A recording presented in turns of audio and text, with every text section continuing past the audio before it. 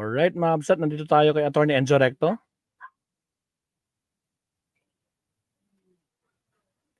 Okay, pakinggan nga natin to. 26 minutes. Sabi, grabe itong bagong aligasyon na naman ni Sabit Singson kay Marcos. Inunahan daw ang sitwasyon. Really? O sige nga. Pasok, Attorney. Teka, kuha nga ako ng tubig ko saglit. Okay, Attorney, ikaw muna bala. Lakihan natin. Attorney. Para sa bayan. Kayo ng mundo, nasa Pilipinas man po kayo o nasa labas ng bansa. Natin sa Attorney. Anong oras man po sa inyo dyan ngayon, umaga man po, tanghali, hapon, gabi. Pinapanood man po ninyo ito ng live man po o replay. Mga kabunyog, mga kababayan, ang ating pong pagbati ng magandang araw, Pilipinas at mundo. Yan, mga kabunyog mga kababayan. Hi, kabunyog Nonong Raymond.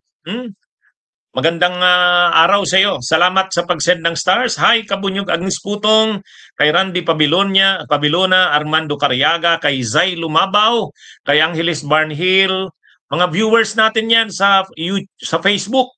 Si Cherry Cipriano, Winston Atienza, Salvador Quinunes, kay Libra, Joey Iscanilla, kumusta po kayo dyan sa Humalig Island? Kay Salvador Quinunes, Calamba City, Arnel Nigusa Islabon, shout out sa inyo. Sa isa ko pang meta page, Facebook page, tingnan ko kung sinong mga viewers natin na igigreet natin. Si Alacab Cachenza Leon, Mike Flores, kay Lorna Velez sa Alberta, Canada, shout out sa inyo. Sa mga viewers din natin, sa Attorney Ricky Tumutorgo YouTube channel natin, si Virgie Badjola, si Auto Mechanic Fishing 749, si Rodolfo Navarro, Dolores Nazar, kay Rosalina Rosos at kay Joe Pascua. Shout out sa inyo mga kabunyog, mga kababayan. Siyempre, yung mga nanonood din sa atin sa YouTube natin na Attorney Enzo, Elvera Zamora, Eliseo Gabito Jr. sa Zamboanga City, si Glo, hello po sa inyo. Si Janet si Rosauro Apan, laging present sa atin. Napoleon Tadina sa Sunnyvale, California. Doroteo del Carmen Jr. Ayan, pasensya na sa iba. Magre-react na naman yan ng mga viewers natin. Attorney, grabe na yung greetings mo. Simulan mo na. O mga kabunyog, itong si Singson, hindi tumitigil. Dapat sagutin ito ni Yusek Claire Castro. O kung nanonood sa atin si Yusek Claire Castro, o kipaabot nito sa mga kay Yusek Claire Castro. Grabe itong aligasyon na ito ni Singson, Ang aligasyon ni Singson, mga kabunyog, ito daw, itong tungkol sa kampanya laban sa korupsyon, yung, di ba nagsimula ito nung nagsona, State of the Nation Address si PBBM, yung sinabi niyang mahiya naman kayo, yung grabe ang korupsyon, lalo na sa flood control. O tapos simula na yon, pinapaimbestigahan niya na. Ngayon, ang aligasyon ni Singson ganito. Alam na daw ni PBBM na puputok na. Alam ni PBBM na puputok na yung issue na yan. Ilalabas na ng oposisyon. Alam niya na yon, na alam na ng oposisyon. At syempre, sangkot siya sa mga ito para iligtas yung sarili niya na parang lalabas, hindi siya involved dyan. Siya na yung naglabas ng issue. Kumbaga, inunahan niya na para lumabas na hindi siya involved dyan. Siya pa nga ang naglabas niyan yan yung aligasyon ni Singson. Puputok na yung sitwasyon. Hindi niyan, alam na ng oposisyon. Ilalabas na ng oposisyon, tapos ngayon, para hindi lumabas na sangkot si Marcos, siya na mismo ang nag-expose. Bago pa pumutok yung issue, yung sitwasyon, inunahan niya na. Siya pa ngayon ang bida. Ngayon, para lumabas na bida siya, kunwari, siya ang nangunguna dito sa kampanyang ito. Linaglag niya ang mga alyado niya. Anong masasabi niyo dyan mga kabunyog, mga kababayan? Yan yung ganun. Ganun yung aligasyon ni Singson. Ha? Ito, ipakita ko sa inyo. Ganyan yung pagkakabalita niyan sa ano. Ito, sa interview sa kanya ni Deo Macalma sa DCRH, ganito ang balita. Nilaglag niya ang mga kasamahan niya. Siya pa ang hero. Naniniwala si dating Ilocos Sur Governor Chavit Singson na hindi agad mawawakasan ang malawakang katiwalian na kasalukuyang umiiral sa bansa. Ayon kay Singson, nilaglag umano ni Pangulong Ferdinand Bongbong Marcos Jr. ang ilan sa kanyang mga kasamahan nang sumiklab ang nasabing issue upang unahan umano ang sitwasyon. Kumbaga inunahan niya na. Kaysa alam na ang matinding katiwalian sa flood control ng administrasyon. Para hindi siya madamay dito, siya na mismo ang nag-expose nito. Linaglag niya ang kanyang mga kasamahan. Siya pa ngayon ang hero. Yan mga kabunyog Pinanood ko yung interview, i-share ko sa inyo. Ito yung interview. Pina-download ko sa staff ko. Ito yung interview. Sa pala ito, hindi naman matatapos yan dahil sa karamihan ng katiwalian. Ito ang pinakamalaking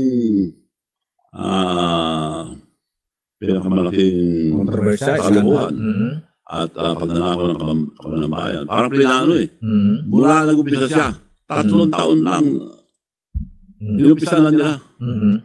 At masama, nung puputok na, dahil di na mapigil, halos lahat ng departamento may depression Inunahan na niya, linaglag niya mga kasama niya. Siya pang hero. Hindi niya alam na damay siya, kasama siya Ang mga diskaya, sinasabi nila, nandun sa Ilocos Norte. Kaya hamon ko nga, pasyalan naman natin ako, ICI, huwag na kayo lumayo. Sa Ilocos Norte muna, para magkaroon ng kredibilidad ang ating Pangulo, bago magbintang ng iba. Wala, binalampasan sa Senado. Walang gusto pumunta sa Ilocos Norte. Kaya ako na mismo napakuha ng mga pictures. Ayun. Malaki rin ba ang flood control project doon sa halos pareho ng Bulacan. Ilang bilyon at sinong kontratista dyan? Karamihan, Diskaya. 10 company ni Diskaya, kaya marami siya all over the country.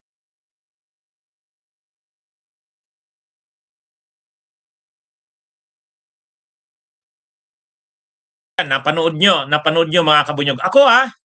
Ako mga kabunyog, wag nyo akong aakusahan mayroon na namang magagalit sa akin dyan ng mga pro-Marcos. Wag ka, yan. Alam nyo, ako kasi, ang attorney Enzo Recto, ang attorney Ricky Tumutorgo, ang Bunyog Page, ang Informador, Veritas, lahat ng social media platforms na kinikreate ko, ang commitment ko ay katotohanan. Pinipresent ko sa inyo to para alam ninyo kung ano yung mga sinasabi nila Chavit Singson. Hindi ibig sabihin yan na naniniwala tayo kay Chavit Singson. Alam niyo wala, mamaya ipapaliwanag ko kung anong tingin ko doon. Pero yun yung sinasabi niya. Ang problema, sasabihin kasi ng iba, Torny, hindi mo na dapat piniplay ang mga mga ganyang kay Chavit Singson. Hindi, maganda naman yung mapag-usapan natin. Bakit naman tayo matatakot? Kung hindi naman totoo yung sinasabi niya, ay di wala tayong dapat ikatakot. Wala tayong dapat ikatakot. Sagutin natin. Saka kay Yussi Claire Castro, sagutin niya. Ang problema kasi dito kay Chavit Singson, kredibilidad. Yun ang unang problema kay Chavit Singson. Kredibilidad. Wala namang kredibilidad si Chavit. Wala namang kredibilidad. Tingnan mo, ang dami na namang galit sa akin. Nagtitrigger lang ako ng discussion, magandang pag-usapan. Kasi, ang sinasabi ni Chavit Singson, si Marcos daw, alam niya na, napuputok na, kasi nakarating na sa oposisyon yun, ilalabas na ng oposisyon. Para hindi siya tamaan, siya na mismo ang nag-expose. Siya pa yung bayani. Kaya lang, nilaglag niya yung mga niya. Linaglag niya ang ngayon, anong masasabi natin dyan kay Chavit Singson? Okay, may punto sana si Chavit Singson. Ang problema, paano mo papaniwalaan ng isang tao na walang kredibilidad Yan ang problema. Unang-una, paano natin nasabing walang kredibilidad? Ay alam naman natin ang history ni Chavit Singson. May K ba? Ayun, may K. May kredibilidad ba si Lacson? Ay si Singson? Wala. Na lumaban sa korupsyon? Wala. O sige nga. Wala, Atty. Hindi naman sa pag-ano. May K ba si Lacson? Ay, Lacson ba ako ng Lacson? May K ba si Singson? Lumaban sa korupsyon? Sus, ang kanila mismong pamilya sa Ilocos Sur, alam naman natin ang mga Singson. Political dynasty yan sa Ilocos Sur. Political dynasty yan. At ang history ni Singson, ang history ni Singson, pinagkukumbine niya ang negosyo at politika. ang negosyo ng mga Singson nakakonekta sa politika. Inamin niya rin naman yan eh. Ang kanyang ama, kontraktor ng mga public work projects, DPWH projects. May K daw sabi ni Pantay, kapal ng mukha. Sagot ni Arnel Bitog, wala. Yan ang problema dyan kay Chavit Singson. Una, ang pamilya niya, hawak ang politika ng Ilocos Sur. Hawak din ang negosyo, ang mga kontrata sa Ilocos Sur. Ay di ba inamin niya naman na ang kanyang pamilya, ang kanyang ama, kontraktor sila eh. Kontraktor ng mga public works. Diyan pa lang, may duda ka na. Bakit ka ba nagrereklamo? Bakit mo ini-expose ang lahat ng ito? Dahil ba hindi galit siya sa diskaya eh. Di ang magnanakaw, galit sa kapwa magnanakaw. Tama. Hindi sa kanya siguro binigay, hindi doon sa kanilang pamilya ng kanyang sa kumpanya ng pamilya niya binigay yung mga kontrata. At saka napanood niyo naman yung mga sinabi ni Singson. Bakit nagalit siya noon kay Erap? Bakit linaglag niya noon si Erap? Bakit linaglag niya? Linaglag niya si Erap dahil matagal siyang nagbibigay kay Erap sa wedding, sako-sako na pera, di ba? Yun ang testimonya niya sa impeachment ni Erap. Kaya lang, may pinaplano si Erap sa kasi Atong ang gagawing legal yung wedding. At ang magpapatakbo na ng wedding sa buong bansa na legal kapag linegalize na ito ay si Atong Ang. Ay di galit ngayon si Chavit, di ba? Sabi ni Chavit, napaka-loyal ko sa'yo. Tinulungan kita maging presidente. Lagi naman ako magbigay sa'yo kung anong ano. Tapos ngayon, may plano pala na kapag linag-legalize yung wedding, si Atong Ang hahawak. Di ba? Yan yung yan yung issue noong 2001. Kaya nga sila nag-away ni Erap eh. Linaglag niya si Erap. Anyway, yan? Hindi yan yan yung totoong nangyari no. Ngayon na naman, nung eleksyon ng 2022, sumuporta siya kay Marcos Duterte. Marcos Duterte, alagang tinulungan niya, pinagamit niya ang kanyang private chopper, yung kanyang private jet, kinausap niya ang mga mayors kasi siya noon eh. Siya yata ang presidente ng liga ng mga League of Municipalities eh. So, tinulungan niya. Yun ang hinanakit niya sa Marcos. Sabi niya, tinulungan ko yan si Marcos. Kinausap ko ang mga mayors. Ako ang nag-schedule ng mga ikot niya sa mga mayors. Tapos, nung bandang huli daw, hindi man lang daw siya naalala na. Kung paulit-ulit niya pang sinasabi, nung nasa Bacolod daw, nangako sa kanya si First Lady, si Lisa Araneta. Nangako daw sa kanya na bibigyan ng pwesto sa PCSO yata. Wow. Pero, tapos matagal daw siyang naghintay, wala naman. Antay daw siya, wala. Kaya nag-antay Marcos daw siya. Imagine niyo yan. Kung yan din lang naman ang rason, kaya ka lumalaban sa Marcos, ini-expose mo ang Marcos. Kumbaga, walang kredibilidad. Walang kredibilidad. At ang isa pang sinasabi niya, ay di ba, nung pumunta daw si Japan, kasama siya sa delegasyon ng presidente sa Japan. Tapos nang pinapakilala na ni Marcos yung mga kasamahan niya, isa-isang ni-recognize ang nandun siya. Hindi daw siya pinangalanan. Ni-remind pa nga daw ni Sandro Marcos si Bongbong eh. Sabi daw ni Dad, Ha? You forgot Manong Chavit. Eh hindi daw. Talaga daw hindi siya pinangalanan. Oh. Eh ngayon, bigla ngayon kung ano-ano nang sinasabi niya. Yun ang problema kay Chavit. Si Chavit may sabit. Ha? Oh. Kaya lang, sa parte ng Duterte, ito yung kanilang ngayon, ginagamit. Bakit? Eh si Chavit, maraming pera yan eh. Kayang bayaran yan ang media para lagi siyang laman ng balita. Anumang sabihin niya, maglalanding sa media yan. Lalo na yung mga bayarang media, kino-cover naman siya. Pangalawa, yung mga rallies. Siyempre, pag rally, gastos yan. Pamasahe, pagkain, sasakyan. Eh, mayroon nga mga post nung Manong Chavit, padalhan mo naman kami ng dito, pangmasahe sa barko, pupunta kami dyan sa Manila. Ganun yung At saka, yung mga rallies noong September 21 na naging magulo, marami ang nagsasabi na si Chavit Singson ang isa sa mga nag-finance noon. Yung mga binayaran ng mga nag-rally na nag-create ng kaguluhan, di umano si Chavit ay sangkot doon. Sangkot doon. Kaya lang siyempre, kailangan mo ng matibay na ebidensya para maidiin si Chavit doon. Ay wala namang nagdidiin sa kanya kasi hindi naman siyempre siya yung kausap ng mga kabataan na yun na nag-rally, hindi naman siya. Siyempre mayroon lang siyang inutusan. Maliban kung ilalaglag siya ng mga inutusan niya. O kaya ngayon itong si Chavit, siya? Sabi. Malakas pa rin ang loob na lumaban sa administrasyon. Kaya lang yung mga pinagsasabi niya, walang masyadong kredibilidad. Kaya lang siyempre nagagamit siya ng Duterte. Kumbaga, parang Kiko Barsaga yan. Ayan yung mga Kiko Barsaga, Chavit Singson. Hindi ba sabot? Sabit siya. Sabi ni Pantay. Anyway, ito? Ang gusto talaga ni Chavit, mapalitan si Marcos, makaupo si Sara.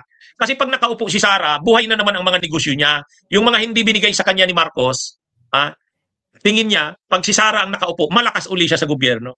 Eh, alam naman ni Chavit ang negosyo niya, lalakas at lalakas yan. Lalo siyang yayaman sa politika. May negosyo siya, pero negosyo niya pa ang politika. Mas marami siyang pera kung pati sa politika niya, malakas siya. Ang problema ngayon, hindi nga siya masyadong hindi siya masyadong malakas sa administrasyon ni Marcos. Eh siguro, ang iniisip din ng Marcos ay kapag pinagbigyan natin yan si Manong Chavit, ang dami pa niyang hihingin. Panay pabor ang hihingin niyan. Sinasabi naman ni Chavit ang dami raw sa kanyang pinangako ang ganito, pinangako yung ganyan, wala naman daw nasunod. Ibig sabihin, si Chavit Singson, kapag sumusuporta siya sa politika, gusto niya may kapalit yan. Negosyante na politiko. Ang politika sa kanya, negosyo. Parang sa kanya, yung pagtulong niya kay Marcos noon, investment yan. Tumulong ako, dapat may kapalit. Hindi niyo ako, sabi niyo, nangako daw sa kanya, ipinangako yung ganitong posisyon, ganong posisyon, hindi naman daw sinunod. Nakalimutan na siya. Untay na siya ng antay. Nagsawa na siya kaantay, kaya nag-antay na siya. Yun ang problema kay Chavit Singson. Lumalaban sa korupsyon, hindi naman dahil kontra siya sa korupsyon. Kung kasama siya sa nanginginabang sa korupsyon, hindi siya kukontra. Kumukontra lang siya ngayon kasi hindi siya masyadong nanginginabang sa korupsyon ngayon. Di ba? Ito naman sabi ni Magsusibuyas, parang ikaw yumaman ka na sa pagtanggap ng bayad. Nakakabunyog, inaakusahan akong tumatanggap ako ng bayad. Kung tumatanggap ako ng bayad galing sa Marcos, ganito ba ang magiging topic ko? Hindi ko, kung bayad ako ng Marcos, hindi ko ipi-play itong sinabi ni Chavit. Hindi ko na nga ito gagawing topic. Kaya lang, rin ito, kailangan din itong sagutin ni Yussi Claire Castro. Kasi siyempre, marami itong nagagamit na platform si Manong Chavit. Kasi maraming pera yan. Maraming pera yan. At saka malapit na naman ang November 30. Malapit na naman, mag-iingay na naman yan. Alam na this. Hanggang ngayon, ang panawagan niya, Marcos resign. Marcos resign. Ang problema dyan, hindi naman sila nakaka-generate ng support sa tao ng Marcos resign. Ang inaakusa ngayon ni Chavit, based dito sa pinanood ninyo, na plinay ko, kumbaga, itong lahat ng ginagawang ito ni Marcos, ginawa niya ito dahil puputok na Alam na involved siya sa matinding korupsyon na to. Nanginabang siya dyan sa mga flood control na yan. Ilalabas na. So bago pa na ilabas yan, inunahan niya na. Yun yung Yun yung aligasyon ni Chavit Singson. Kaso, Kung titingnan natin yung ano niya, parang may punto. Ang problema lang, walang naniniwala. yung messenger, may problema yung messenger. Hindi credible. Walang credibilidad. Yun ang problema. Yun ang problema nito. At saka ganito, isa pang issue doon. Kung totoo yung sinasabi niya na maraming ebidensya laban sa Marcos, puputok na ito. O Marcos, Romualdez. Bakit gayon kasi hindi nila nilalabas? Wala namang nailalabas. Yan din ang problema. Ibig sabihin, alam nyo mga kabunyog, mga kababayan, ako, ang panawagan ko, lahat ng sangkot dapat managot. Pati ba si Marcos? Pati ba si Romualdez? Yes! Kung talagang may ebidensya kay Marcos at Romualdez, dapat managot sila. Agree. Kaya nga, ang challenge natin, kila Chavit Singson, agree tayo doon, Mabsat. Kung meron silang ebidensya na sangkot si Pangulong Bongbong Marcos tsaka si Romualdez, sige, isabit nyo, ikulong nyo. Kung may ebidensya. Kung purong chismis lang, tulad ng sinasabi ni Chavit Singson, ayun lang. Pagtatawanan lang natin, di ba? Kasi wala silang may pakitang ebidensya, puro lang silang ngaw-ngaw. Di ba? Porket hindi na pagbigyan, wala na. Anak ng kamo. Ang problema sa mga garapata, wala, panatiko sila, tama o mali, sige, praise the Lord siya. Tingnan niyo si Koki, himod ng himod. Putragis. Sige, tuloy. Kila, ang challenge natin kay kila Marcoleta, ang challenge natin kila Chis Escudero, ang challenge natin kila Villanueva, ilabas rin ninyo yung baho ni Romualdez. Maganda yun. Actually, ang gusto ng taong bayan, makita talaga yung kanilang mga pinagagawa sa bayan. Malantad sa publiko. Ang problema ngayon, kung may mga ebidensyang lumabas, kila Escudero, kila Villanueva, kila Estrada, kila Saldico. Walang nailalabas kay Marcos, walang nailalabas kay Romualdez. Pero kung mayroon talaga silang hawak, sila Chavit Singson, mayroon silang hawak, sila Marcoleta. Ay ang problema, yung testigo nila si Gutesa hindi na lumalabas. Paano naman yan? Paano naman yan? Alangan naman ako ang maglabas ng ebidensya. Wala nga akong ebidensya. Wala naman akong kaalam-alam dyan sa mga ano na yan. Kung ano yung lumalabas na mga balita, dinidiscuss ko lang. Pero yung ako, mayroon akong sariling, sino naman ako? Wala naman akong connection sa ganito. Anyway, mga kabunyog, mga kababayan, pinanood ko lang to sa inyo para malaman nyo na mayroong ganyan. Mayroong ganyang mayroong ganyang narrative na naman silang pinapakalat. Yun, actually, nga yan balita, na ngayon kumakalat na rin sa social media, mga kabunyog. Ayan kumakalat na yan. Yan sabi niya ni Chavit Singson, yan nilaglag niya lahat para lang malayo sa kanya. Alam niyang puputok na yan. Inunahan niya, ginamit niya ang SONA. Mahiya naman kayo, sabi niya, dapat mahiya tayo, dapat mahiya siya. Kumbaga, alam niya nang puputok na daw. Kaya inunahan niya na. Linaglag niya lahat para lang daw hindi masisi siya. Ginamit niya yung SONA, yung State of the Nation Address. Yan ngayon ang narrative nila. Yan yung narrative nila. Okay. Magandang araw sa inyong lahat, mga kabunyog, mga kababayan. Muli po, magandang araw sa inyo. Mabuhay po tayo.